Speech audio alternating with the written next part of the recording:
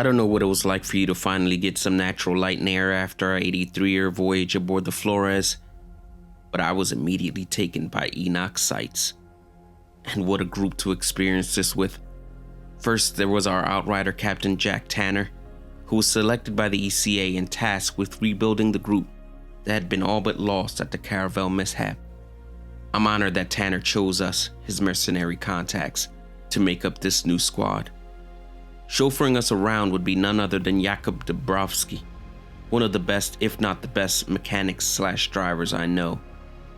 As cynical as he is, I know that watching you practice in the shooting range lifted his spirits a little and made him a bit more hopeful in our expedition in Enoch. Rounding out the group would be Olivia Cuthbert, our resident tech specialist, and Magnus Skarstedt, our frontlines recon. With you running point on this op, all we had to do was find some missing probes so that engineer Shira Gutman could analyze the data to verify if Enoch was as habitable as we all hoped it was.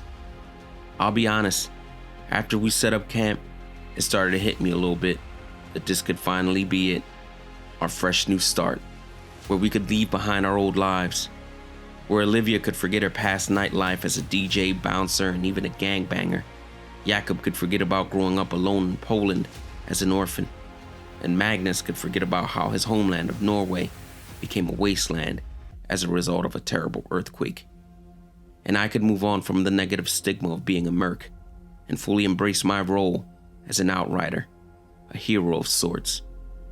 Overhearing your conversation with Shira cemented my faith in what we were doing.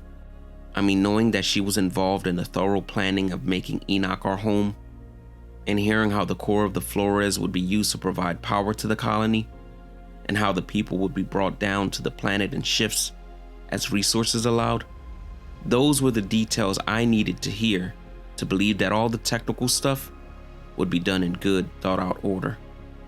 I'll admit, I became a bit choked up when I heard her tell you how her father gave up his spot to let her on the Flores. That act right there embodied what this entire mission was about: sacrifice. And it got me to daydreaming about all Enoch could be. And then, you noticed the blip on Gutman's screen, and I felt this promise of new beginnings was close to coming to fruition. That despite the atmospheric interference that made it hard to find these probes in the first place, and despite Sergeant Major Charles Maxwell's disdain for the Outriders, we were really close to making this place Enoch home. And so we set out. And I gotta say, seeing the wildlife moving about in their herd was pretty awesome. But as I look back now, I think the excitement of locating the first probe probably masked the fact that a serious storm was brewing, and that maybe those space cows had a reason to be running from it. Once we got the data we were looking for, it didn't take Maxwell long to greenlight the landing protocols. I mean, I guess it made sense. This guy was ambitious and felt his reputation was on the line. The ECA had placed him over the landing part of this mission, and he didn't want to look bad. Not now, not after he had butt-kissed his way up the ECA ranks, getting into the good graces of elected ECA President Bruno Nyberg, once serving for him as his military advisor, while Nyberg was general. There was no way he was postponing this orbital window for any reason.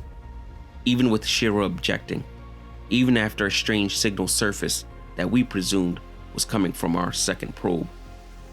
Unlike Maxwell, Tanner considered the lives aboard the Flores the priority. Among those lives, his daughter Sarah, who was pregnant with a child. Tanner had no choice but to have us find out what we could as quickly as we could to make sure Enoch was safe enough to land. So he called for Cuthbert to help us track this signal down. With our skilled drivers, we were making pretty good time.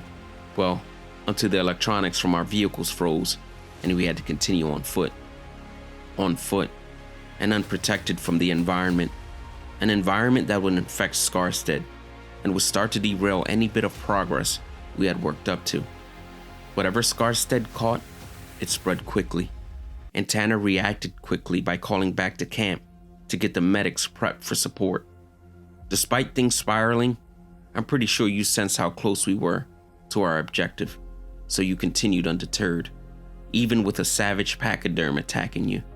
Nothing could stop you from getting to your target, and it was that determination that led you to discover that the second probe was only acting as a relay for another signal, something completely different and something completely foreign. We didn't realize how different it was until the storm, this anomaly, ripped right through us, grabbing me and some others, then Olivia. I know you may feel guilty and may blame yourself for having her slip through your grasp, but there was really no helping us. We were all subject to that storm and changed from that point forward. Most of us were atomized. Maybe others like me were left adrift as consciousness, and some like you were changed, altered into something more. Upon our return to camp, Maxwell ignored Tanner's arguments to hold off the landing while the infected people were quarantined. But Maxwell would heed to no one, and to shut him up, Maxwell killed Captain Tanner, denying him the chance to see his daughter and his future grandchild. In further panic, Maxwell ordered the killing of the rest of the Outriders because he would not have his project delayed or upended, not when he could pin any failures on us, and not when he could easily get rid of any witnesses to the truth.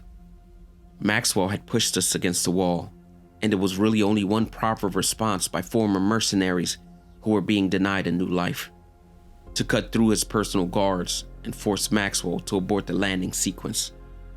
And you tried talking sense into him, but Maxwell was too stubborn, too stupid. An explosion later, and any chance we had to turn this situation around was gone. And just like that, all that initial hope was disappearing, engulfed by the flames of a desperate, selfish, self-centered act. But you had an angel. Shira was tending to the wounded when you were blessed enough to have her find you, and she was the one to put you in cryo to rest for the time being. Little did she know, or did anyone know, for how long that rest would be. There is much that happened between your slumber and your awakening. Both Enoch and you would change in the 31 years you slept, but we'll save that for a later time. Until then, Outrider.